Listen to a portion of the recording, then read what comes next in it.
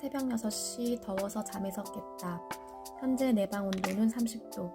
외출로 누르고 오늘 하루를 시작한다. 내가 일어나자마자 제일 먼저 시작한 일은 유튜브 소개 글쓰기이다. 전직 유튜버에게 알짜배기 조언을 꽤 받았는데 그 사람은 정보란에 내 소개를 쓰라고 했다. 나는 막상 자기소개를 쓰려니 어떤 말을 써야 할지 고민이 되었다. 짧은 글을 통해서 내가 어떤 사람이고 임용고시를 왜 시작했으며 유튜브를 시작하게 된 계기까지 나라는 사람을 글로 함축적으로 전달해야 하기 때문이다.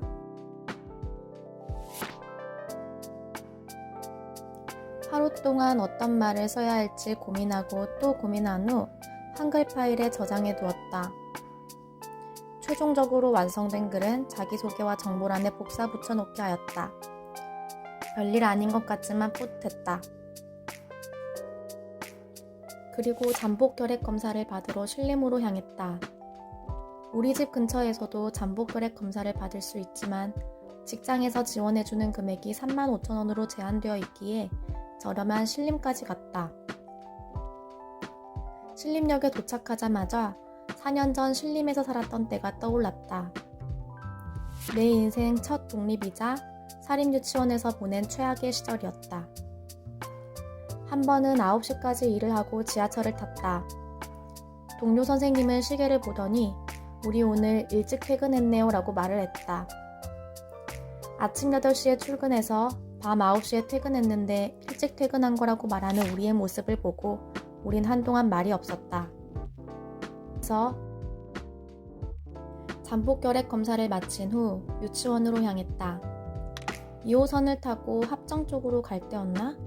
무튼 이때는 한강을 볼 수 있는데 내가 정말 좋아하는 곳이다. 한강을 보면 마음이 뻥 뚫린다고 해야 하나? 어쨌든 그렇다. 난 한강이 정말 좋다. 10시 45분쯤 유치원에 도착했다. 출근 시간은 11시이기 때문에 15분 동안 책을 읽었다. 추석 때 친구가 선물해준 책인데 이제야 읽는다. 7시쯤 퇴근을 하고 면이 땡겨 편의점으로 향했다. 보통은 저녁에 요거트를 먹고 끝내지만 오늘은 면이 정말 먹고 싶었다. 라면 진열장에 보이는 크림 불닭 볶음면이 몇 년 전부터 유명해진 줄은 알고 있었는데 나는 유행에 뒤떨어지는 사람이다 보니 이때 처음 불닭볶음면을 먹어보았다. 기대 반, 설렘 반을 안고 먹었는데 나에겐 너무 매운 음식이었다. 평화로운 일상을 보내다 보니 임용고시 D-Day 1일이 남아있었다. 9월에 공부하던 패기와 열정은 어디 가고 시험일까지 2주 전엔 마음을 그냥 내려놓았다. 지금 공부해봤자 뭐하겠어. 어차피 내년이 목표잖아? 그래, 그냥 맘 편하게 치고 오자 라는 생각으로 2주를 그냥 보내버렸다. 시험 전날에 필요한 수험표와 볼펜을 챙기고 11시쯤 침대에 누웠으나 잠이 오지 않았다. 공부를 하건 안 하건 시험은 언제나 날 떨리게 만드나 보다. 새벽 6시 20분에 알람을 맞춰 놓았는데 알람이 울리기도 전에 깼다. 이상하게 나는 중요한 약속이나 시험이 있으면 알람이 울리기 전보다 일찍 깬다.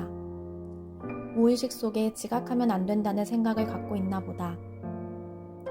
지하철로 향하는데 배에서 꼬르륵 소리가 들렸다.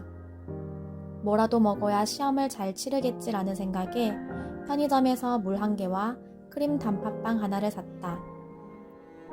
올해는 코로나 때문에 시험장이 5군데로 나누어졌다. 나는 신천중학교로 배정받았는데 우리 집에서 너무 멀었다. 신천중학교로 가는 도중에도 많은 생각이 들었다. 어차피 공부 안 했는데 1교시 논술만 치고 집으로 돌아올까? 내가 왜 시험에 응시했지? 아, 그냥 집으로 가버릴까?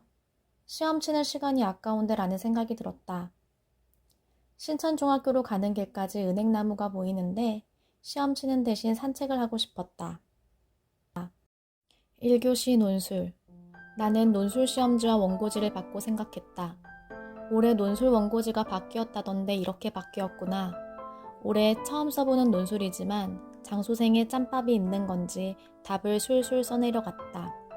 시험 종료 시간 5분 전에는 문제를 다시 읽어보고 내가 쓴 답안지를 보는데 아차 싶었다. 문제에서 각각 2가지씩 답을 써라고 했는데 나는 답을 1가지씩 썼기 때문이다. 지금이라도 줄을 긋고 수정해볼까 라고 생각했지만 이미 결론까지 다 쓴 상황이었고 수정하면 결론을 다 못 쓸 것 같아서 그냥 넘겨버렸다. 2교시 교육과정 A. 시험이 정말 쉬웠다. 신이론이 단 하나도 나오지 않았다. 내가 첫 시험을 치던 2013년 수시 때의 문제 유형과 비슷했다. 2019년과 2020년 시험 출제 유형과 완전히 상반된 느낌이랄까? 나는 내가 공부하지 않은 영역도 이상하게 답이 드문드문 생각이 났다. 그런데 고시문에서 막혔다. 시험까지 2주 남겨놓고 새 교육과정의 고시문을 계속 외웠어야 했는데 반복 암기하지 않은 탓에 고시문은 단 하나도 쓰지 못했다. 정말 아쉬운 마음이 들었다. 그리고 교육과정 B에선 분명 어려운 문제가 나올 거야. 내가 시험 공부를 하지 않은 타당한 이유와 근거를 찾기 시작했다. 과정 B의 교육과정 B. 시험이 정말 쉬웠다. 하지만 2교시와 마찬가지로 난 새 교육과정 고시문을 단 하나도 쓰지 못했다.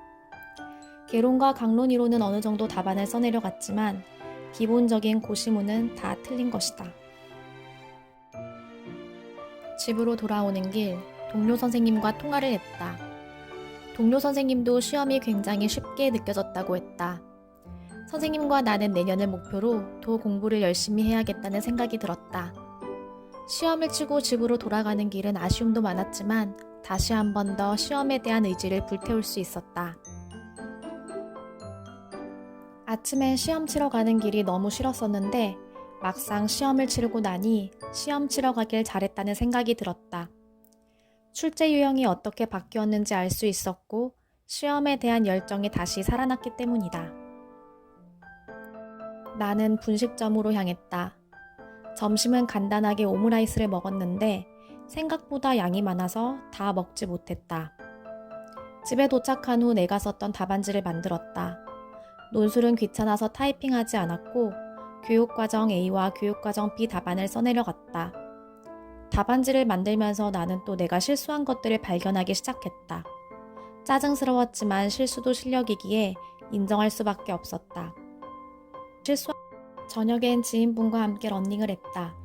10km를 뛰는 게 목표였지만 우린 간단하게 5km만 뛰었다.